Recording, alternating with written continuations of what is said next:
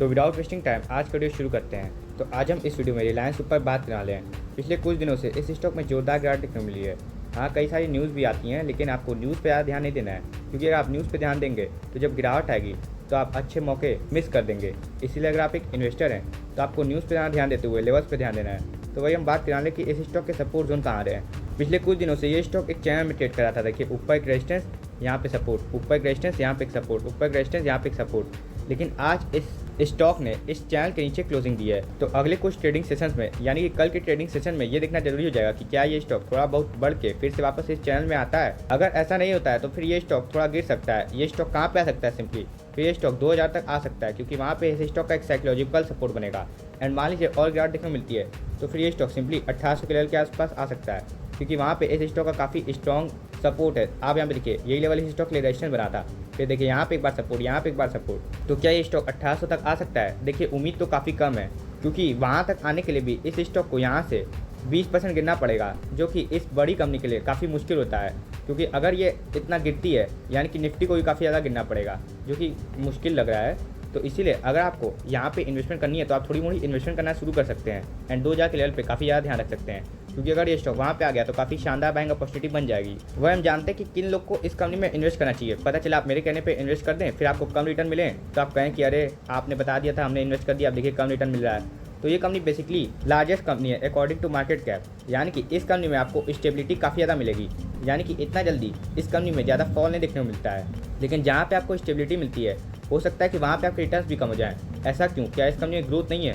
नहीं, ऐसी कोई बात नहीं है। इस कंपनी में भी ग्रोथ आ रही है, लेकिन ग्रोथ कंपनीज के मामले जैसे कि 25-30% ग्रोथ इस कंपनी में आना मुश्किल है। तो इसीलिए अगर आप इस कंपनी में इन्वेस्ट करते हैं तो आपको max to max 20% per annum के रिटर्न्स की एक्सपेक्टेशन करके चलना चाहिए।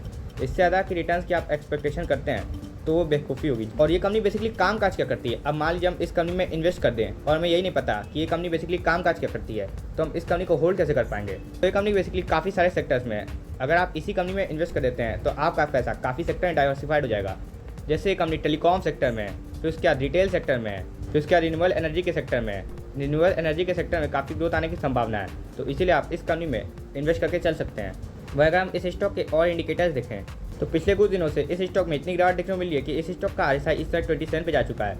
यानी कि RSI के हिसाब से ये स्टॉक डाउन ट्रेंड में जा चुका है, क्योंकि अगर RSI 40 के नीचे चला जाता है तो उसका मतलब डाउन ट्रेंड होता है। तो जब तक इस स्टॉक का RSI 40 के ऊपर नहीं जाता तब तक ये स्टॉक साइडवेज ट्रेंड में कम से कम नहीं आएगा। तो इसीलिए अगर आप यहाँ पे इन्वेस्ट कर रहे हैं तो थोड़ा कॉशियस रहना है RSI के हिसाब से।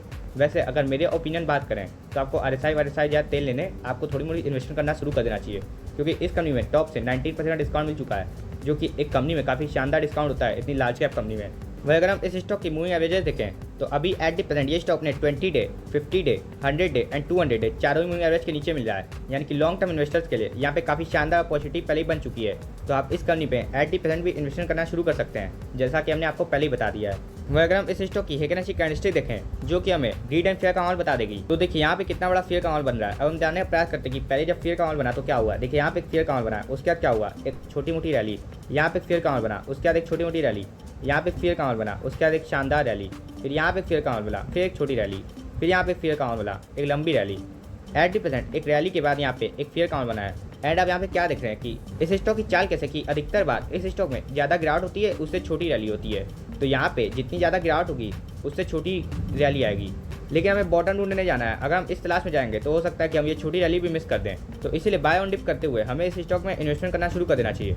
एंड अगर हम इस कंपनी में इन्वेस्टमेंट करते हैं तो हम इस कंपनी के अपने पोर्टफोलियो में मैक्सिमम एलोकेशन 8% तक की दे सकते हैं, क्योंकि ये काफ़ी स्ट्रॉन्ग फंडामेंटल्स वाली कंपनी है। एंड अगर आप अपना portfolio free of cost review पाना चाहते हैं तो आप डिस्क्रिप्शन एंड कमेंट में दी गई जीमेल आईडी पे हमें अपना पोर्टफोलियो भेज सकते हैं। हम आपका पोर्टफोलियो फ्री ऑफ कॉस्ट इसी चैनल पे रिव्यू कर देंगे। एंड हम आपकी सिक्योरिटी का पूरा ध्यान रखेंगे। एंड अगर आपको वीडियो सच में इन्फॉर्मेटिव वीडियो लगा, ऐसा लगा कि हमने आपके जीवन में कुछ वैल्यू ऐड की, तो आप हमारे चैनल को सब्सक्राइब कर सकते हैं। लेकिन अगर ऐसा नहीं लगा तो आप हमारे चैनल को सब्सक्राइब मत कीजिएगा। तो मिलते हैं नेक्स्ट वीडियो में, तब तक के लिए दिस इज सिद्धांत साइनिंग ऑफ।